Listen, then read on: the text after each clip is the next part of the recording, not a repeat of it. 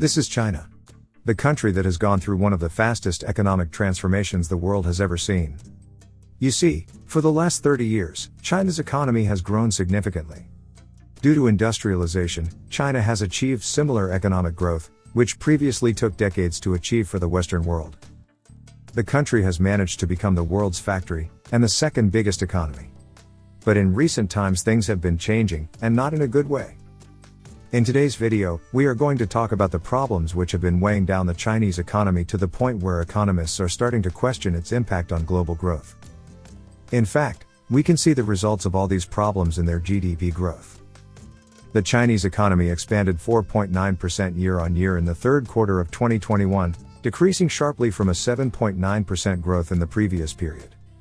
And slightly missing the market prediction of 5.2%. You might be knowing two major events that impacted China's growth. First, the energy crisis, and second, the real estate crisis.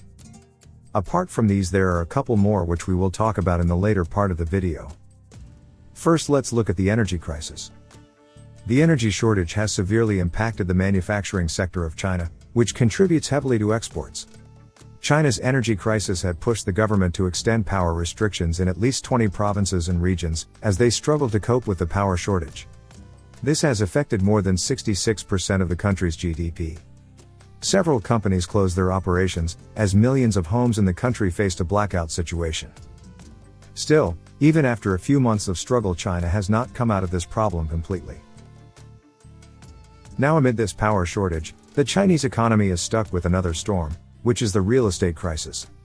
And the Evergrande company is at the forefront of it. The fall of Evergrande has triggered slowdown in the Chinese economy, as the real estate sector has been driving the growth of the economy for too much, and for too long. We all have seen a lot of footages of ghost cities in China, where many buildings are empty and nobody lives there.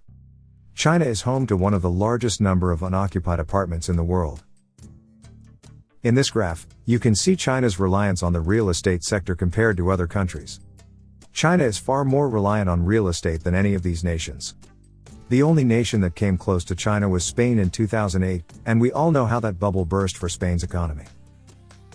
Also, many experts are comparing China's real estate investment model to the housing crisis of the United States in 2008-9. Both countries placed their bets on housing demand and prices going up exponentially, and had made provisions for cheap credit. The only difference was the motivation.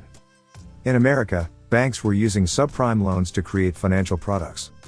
In China, cheap credit was ensured for developers by both state-backed financial institutions and offshore private investors. But now, after this bubble has burst in China, other countries are in fear that the fall could spread to other regions of the world, like it did in the 2008-9 crisis. Now there is another problem that no one really talks about, which is the massive infrastructure spending.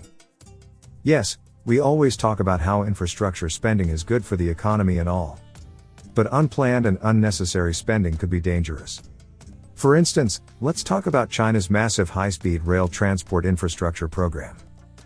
You see, in the early 2000s, the Chinese economy was expanding at an incredible rate, and many young job-seeking workers started to come to big cities in search of work.